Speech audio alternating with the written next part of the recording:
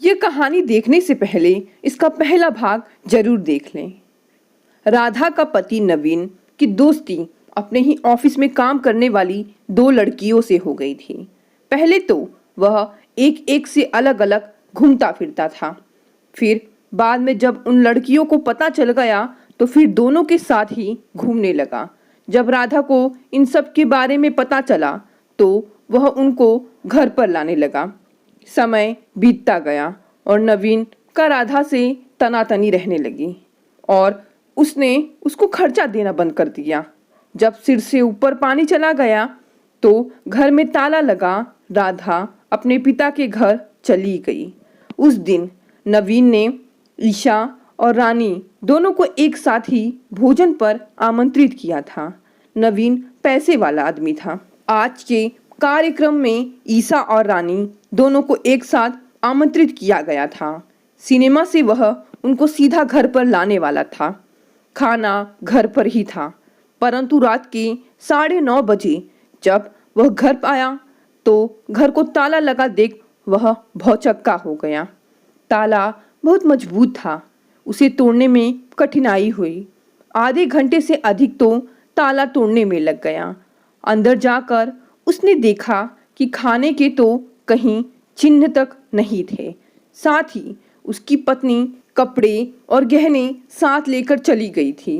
अब नवीन देख रहा था कि घर में से क्या क्या गया है। तो ईसा ने पूछ लिया, क्या हुआ है? महारानी सब कुछ लेकर भाग गई है। सब कुछ से क्या मतलब? अपने गहने और ना जाने क्या क्या। नवीन पत्नी को घर पर ना पाकर गुस्सा हो गया। दिन गुजरने लगा। राधा को छोटे बच्चों की ट्यूशन पाने में 10 से 12 दिन लग गए, परंतु भाग्य की बात थी। जब ट्यूशन मिली तो कई सालों के लिए काम भी मिल गया। नासिक के एक बिजनेसमैन पाटिल साहब थे। वे बहुत ही अच्छे इंसान थे। लोग उनको बहुत आदर सम्मान देते। पाटिल साहब की पत्नी नहीं थी। पाटिल साहब की 4 लड़कियां थीं। तीनों तो स्कूल जाती थीं। अभी एक छोटी ही थी। चारों की चारों ही राधा की देख रेख में रख दी गई और यदि राधा लड़कियों का पालन पोषण अच्छे से कर लेती तो राधा की नौकरी फिक्स हो जाती। अब राधा को अपने पिता के घर आए 2 साल हो चुके थे। ना तो इसकी सूचना अपने पति को भेजी थी और ना ही उसके विषय में जानने की कोशिश की थी। राधा ने पूरा मन अपने काम में लगा दिया। सुबह ही अपने बच्चे को खिला पिलाकर वह पाटिल साहब की बंगले पर चली जाती। चारों लड़कियों का बहुत अच्छे से देखभाल करती। धीरे धीरे पाटिल साहब को राधा के इतिहास के बारे में पता चल गया था। वह राधा को अपना बच्चा भी वहीं ले आने के लिए कहा करते थे।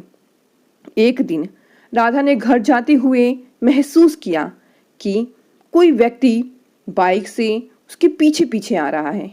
वह खुद भी रिक्शा पर ही थी। उसे शक हुआ तो उसने घूमकर पीछे देखा। पीछे बाइक में उसका पति नवीन बैठा हुआ था। राधा ने ऐसा दिखाया कि उसने उसे देखा ही नहीं। वह आगे चलती गई। इस पर भी मन ही मन वह डरने लगी थी। वह उसके इस प्रकार पीछा करने का मतलब नहीं समझ पा रही थी।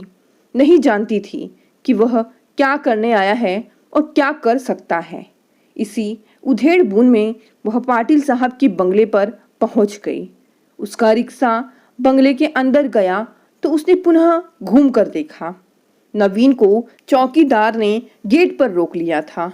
इससे उसको कुछ सांत्वना हुई। अपने रिक्शे वाले को पैसे दे राधा अंदर चली गई। अंदर जाकर उसने पाटिल साहब को सब बता दिया कि उसका पति उसका पीछा करता हुआ यहाँ तक आ गया है। भगवान जाने उसके मन में क्या है। पाटिल साहब ने कहा, तुम अपना काम करो, मैं पता करता हूँ। उन्होंने घंटी बजा चपरासी को बुलाया और उसको गेट पर भेज वहाँ पर रुकी बाइक में बैठे आदमी को बुलाकर घर में बैठाने के लिए कह दिया। गेट पर चौकीदार ने बाइक रोक नवीन से पूछ लिया था, किस काम से आए हो? यह किसका बंगला है? नवीन ने चौकीदार से प्रश्न किया। पाटिल साहब का। अरे भाई, कौन पाटिल साहब? मैं उस औरत से मिलना चाहता हूँ जो अभी उस रिक्शे में आई है। ओह, टीचर जी से? हाँ, उससे ही। आप अपना नाम धाम और काम लिख दें।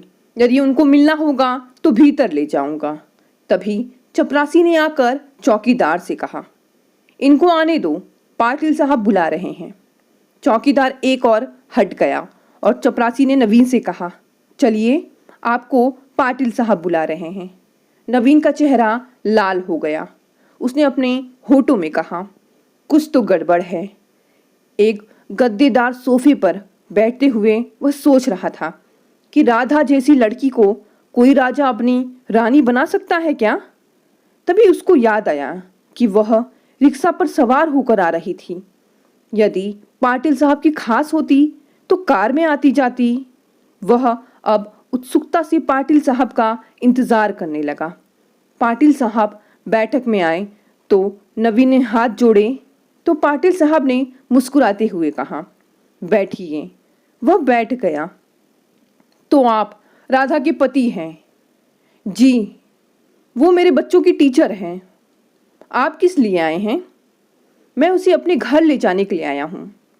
राधा अभी आती है, उससे ही कहना, अगर वह जाना चाहेगी तो 1 महीने का नोटिस देकर जा सकती है। राधा आई तो वो बैठक में चली गई। नवीन से कहने लगी, बोलिए, किस लिए आए हैं? तुमको घर वापस ले चलने के लिए। ना तो मैं अपनी मर्जी से आई थी और ना ही आपकी मर्जी से जाऊंगी। तो किस प्रकार चलोगी? जब मेरा मन करेगा। तुम्हारा मन कब करेगा? तुम मेरी पत्नी हो। अच्छा, वे रानी ईशा कहाँ गई? ईशा का तो शादी हो गया है। रानी मुझसे शादी करने के लिए कह रही है, किंतु मैं कर नहीं सकता। क्यों नहीं कर सकते? तो आप मुझको तलाक दे दीजिए। मैं तलाक लेने के लिए जाऊंगा तो तुम्हारी निंदा करनी पड़ेगी। या तो तुम मेरे साथ मेरे घर चलकर रहो अथवा मुझे तलाक दे दो। अभी तो इनमें से एक भी बात नहीं कर सकती। आपके घर जाकर मुझे सुख तो क्या, भोजन मिलने की भी आशा नहीं। तलाक देने से मुझे कोई फायदा नहीं। सबसे बड़ी बात, किस बिना पर तलाक दूं? गुजारे के बिना पर। उसकी मुझे अब ज़रूरत नहीं है। मेरा बेटा क्या करता है? मैं कोर्ट में जाऊंगा कि पेरेंट्स राइट मुझको भी मिलने चाहिए। मैं कभी नहीं मानूंगी। तब शादी अमान्य हो जाएगा। तो कर लीजिए। आखिरी बार पूछ रहा हूँ, मेरे साथ चलोगी कि नहीं? नहीं तो बल का प्रयोग करना पड़ेगा। तब तक पाटिल साहब आ गए। उनके साथ एक चौकीदार भी था। क्या यही बात करने के लिए आए थे ना? जी नहीं नहीं, मेरा मतलब यह नहीं था। मैं तो केवल धमका रहा था। अच्छा, जाओ, इतना ध्यान रखना कि अब इस बहन की रक्षा मैं करूँगा। समय गुजरता गया और 4 साल और निकल गए। नवीन ने अपना काम नासिक में बदल लिया। वहाँ उसने रानी को अविवाहिता पत्नी के रूप में रखा हुआ था।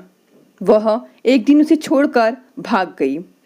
उसकी उम्र अब 35 की होने जा रही थी। वह फिर राधा की खोज में चल पड़ा। इस बार वह उसको उसके पिता के घर पर ही मिली।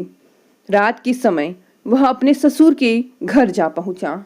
उसने अपने साले से कहा, क्यों सुधीर, बहन घर पर है? है भाई, उसको बुला दो।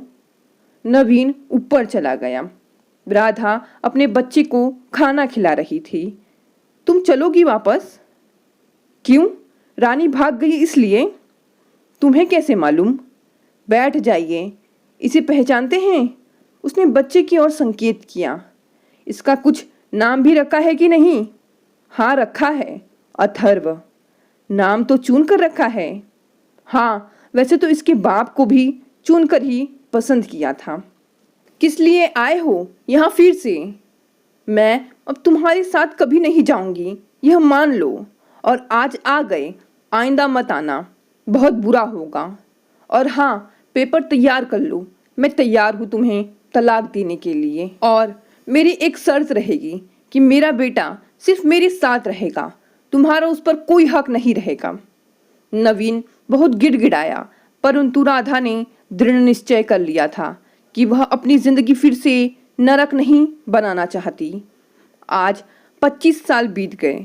राधा ने अपनी मेहनत से अपना खुद का घर बना लिया। सुधीर और दोनों भाइयों के सहारे राधा ने अथर्व को अच्छी शिक्षा दी, जिससे आज वो बहुत बड़े मल्टीनेशनल कंपनी में सीनियर पद पर कार्यरत था। आज राधा बहुत खुश है। वहीं दूसरी ओर नवीन के नशे की लत ने उसे पूरी तरह बर्बाद कर दिया। उसने अपना सब कुछ गंवा दिया। अब तो खुद का घर भी नहीं रहा, ना ही रिटायरमेंट के पैसे। हर महीने के पेंशन से वह चल रहा है। उसके पास कोई भी नहीं है जिसे वह अपना कह सके। नवीन अपने कर्मों की सजा भुगत रहा है।